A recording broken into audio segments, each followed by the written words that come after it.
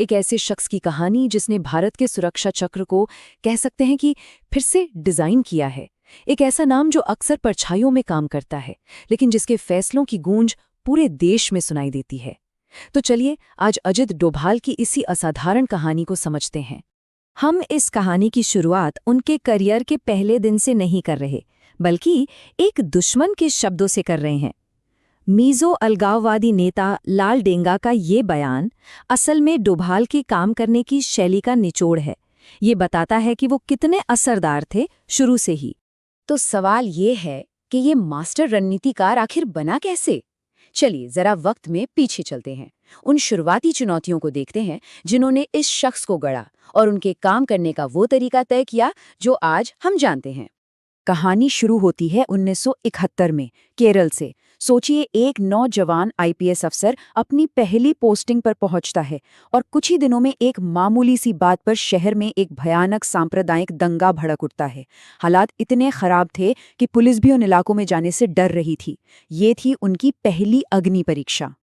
देखिए, यहाँ कोई भी ऑफिसर शायद भारी फोर्स उतारने की सोचता, पर उन्होंने ऐसा नहीं किया। उन्होंने खुफिया जानकारी जुटाई, दंगे के सरगनाओं को पहचाना और फिर उनसे सीधी बातचीत शुरू की। नतीजा, महज एक हफ्ते के अंदर बिना एक भी गोली चलाए वो हिंसक दंगा शांत हो गया। ये उनके करियर की पहली पहचान बनी। दिमाग ताकत से ज्यादा असरदार है।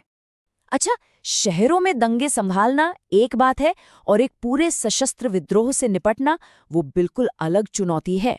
तो अगली बड़ी चुनौती आई मिजोरम में, जहां मिजो नेशनल फ्रंट ने भारत से आजादी का ऐलान कर दिया था।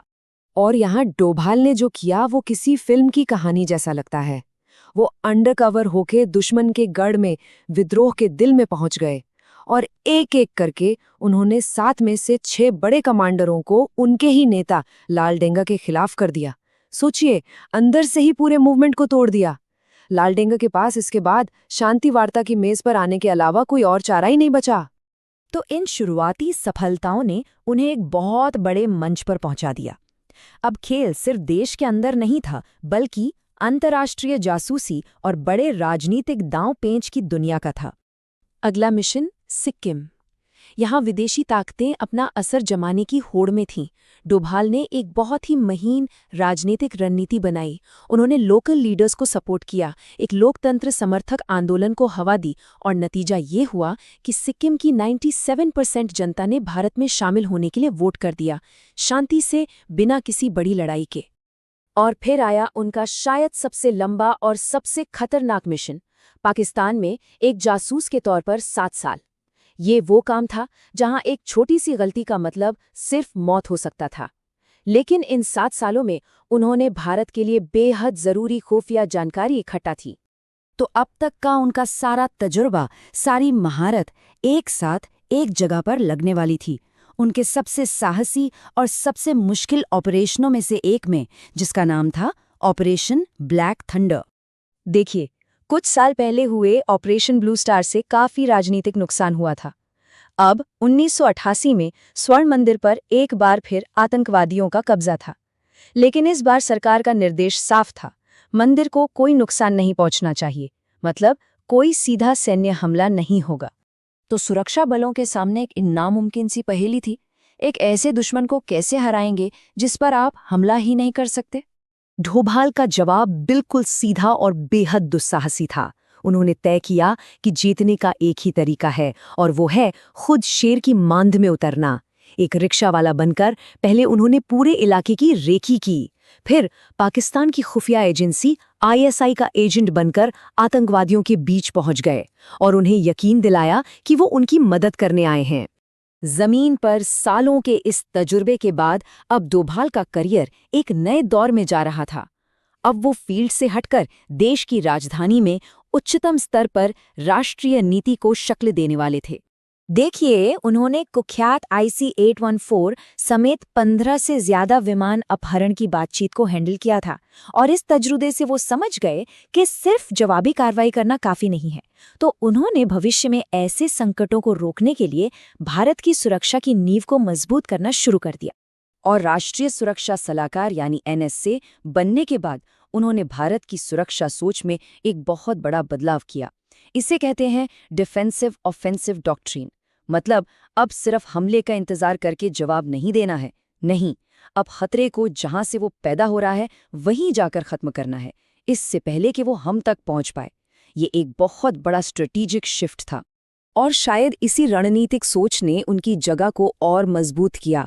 वो भारत के इकलौते ऐसे व्यक्ति बने जो लगातार 3 बार देश के शीर्ष सुरक्षा पद यानी एनएसए के पद पर रहे हैं।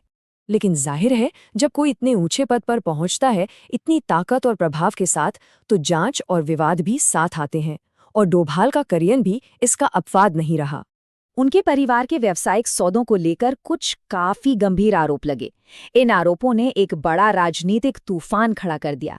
इसमें विदेशी संबंधों से लेकर नोटबंदी के ठीक बाद हुए कुछ संदिग्ध वित्तीय लेनदेन तक के दावे शामिल थे।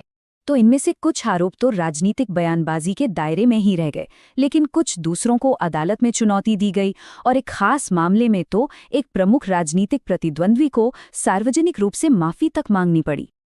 आखिरकार उनके काम करने के तरीके और उनके प्रभाव ने उन्हें आधुनिक चाणक्य का उपनाम दिलाया है। चाणक्य, जो प्राचीन भारत के वो महान रणनीतिकार थे जो अपनी चतुर रणनीतियों और राजनीतिक समझ के लिए जाने जाते हैं। उनकी यात्रा वाकई असाधारण रही है। केरल में एक युवा पुलिस अफसर से लेकर देश के सबसे शक्तिशाली नौकरशाह तक, और इस पूरे सफर में उन्होंने लगातार खुद को भारत की सबसे मुश्किल और सबसे अहम सुरक्षा चुनौतियों के केंद्र में रखा है। तो इस पूरी कहानी का निचोड़ क्या है? निचोड़ है एक ऑपरेटिव से एक नीति निर्माता तक का सफर, एक ऐसे व्यक्ति का सफर जिसने भारत के अपनी सुरक्षा को देखने के तरीके को ही बुनियादी तौर पर बदल कर रख दिया। और ये हमें एक आखिरी सवाल पर छोड़ जाता है।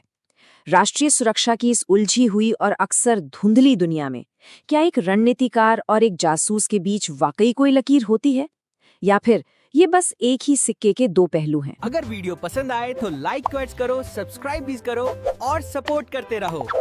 Thanks for watching my videos.